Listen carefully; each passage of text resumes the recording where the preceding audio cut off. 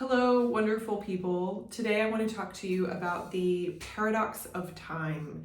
We often feel like we are in a very time-bound culture, and it can be really hard to succumb to the idea that we don't have enough time, there's never enough time, I'm always running out of time. And that fundamentally is a script running of not enoughness. And we all have our various scripts of not enough. Sometimes it's not enough money, not enough love in our relationships, not enough help or support, not enough time. And those are the biggies in the not enough canon. And often, as you engage with your not enoughness, time is sort of like the final frontier because it's something that feels fixed, but in fact is quite mutable.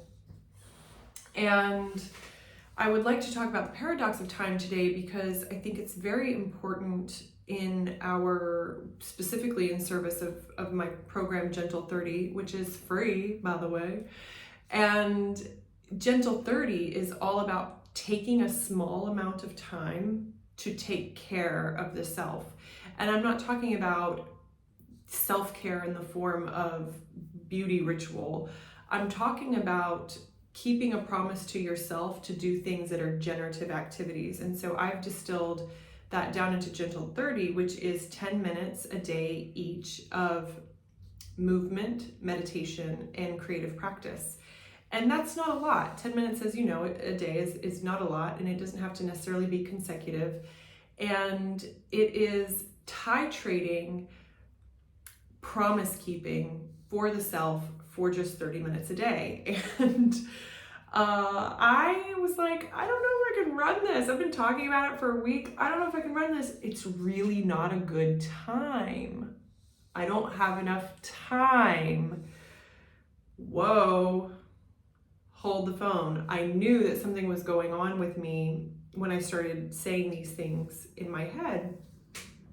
And so first of all, I know when I stop and reflect that if I'm feeling that way, it usually means that other people also feel that way. So welcome, all you not enough timers.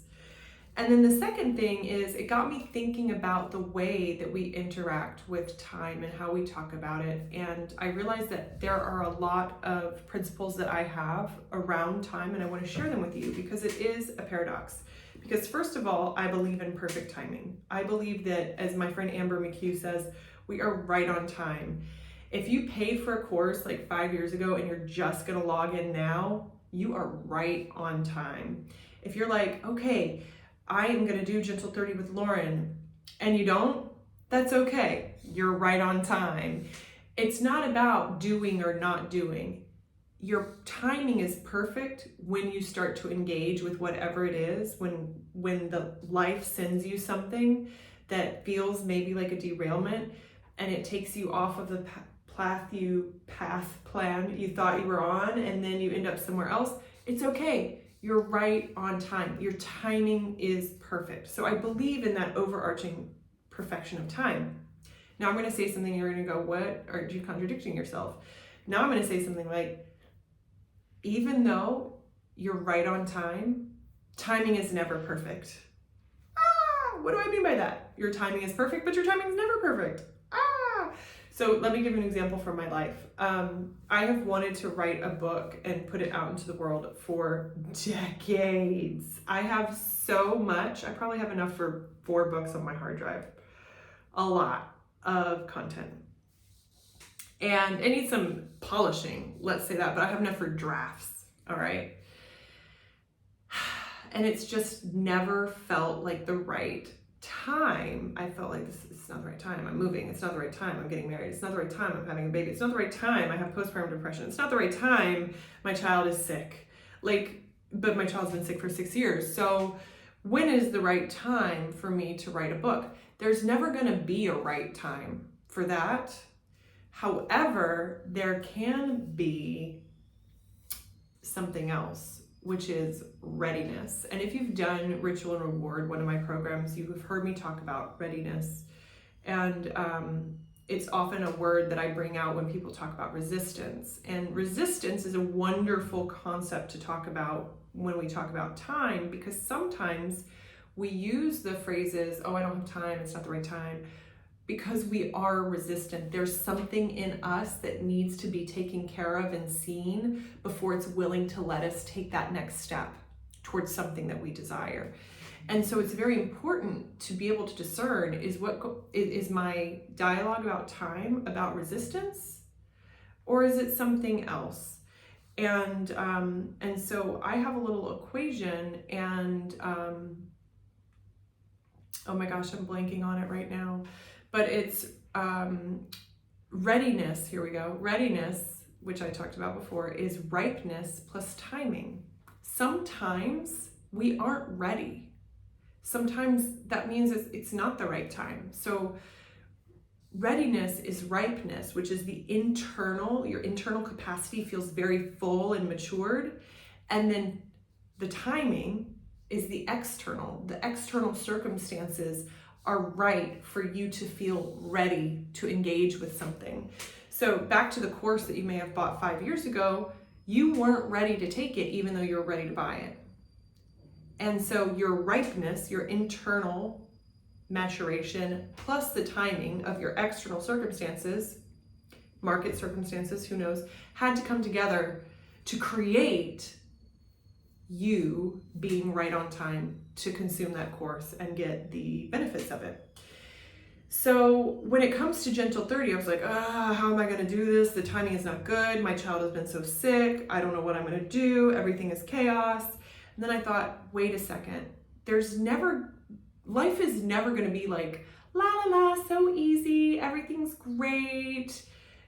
Perfect. All systems go for this program. And in fact, it's even better that I am going to deliver Gentle 30 at a time when things are kind of crazy, because I am ready to deliver even if things are crazy. Because I have that internal maturation, I have the ripeness, I have the timing. Okay, I have support in place that I didn't have before, and now I can do this. So in some ways, the timing is absolutely perfect. And so for you, I want to ask you that, and it could be regarding Gentle 30, it could be regarding a book you want to write or some other initiative that you want to take in your life. If you're saying, I don't have enough time for this, the time is not right, ask yourself the questions. Am I internally ready for this? Is my external timing such that this could in fact be perfect timing? What do I need to support myself during this time if I want to make this change? And is my unwillingness to take the next step really resistance? And what's that about? And what do I need to take care of in order for my resistance to dissolve a little bit? Time, more, less, enough, is tricky. It is a tricky little thing to work with because it can be very mutable. But it is a great place to play and see the ways that we limit ourselves.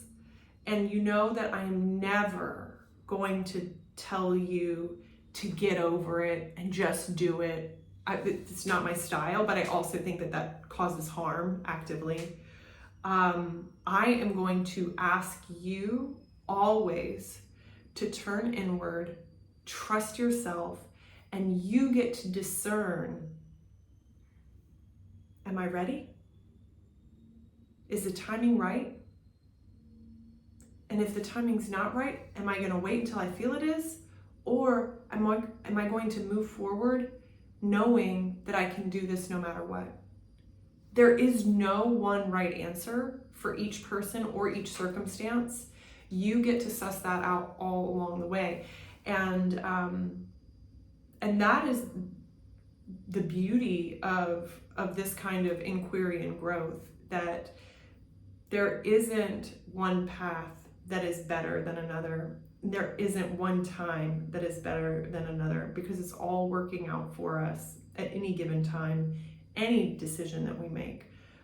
And ultimately, when we are discerning whether the timing is right for this or that action or course or vacation or career move or personal decision, you can't do it wrong,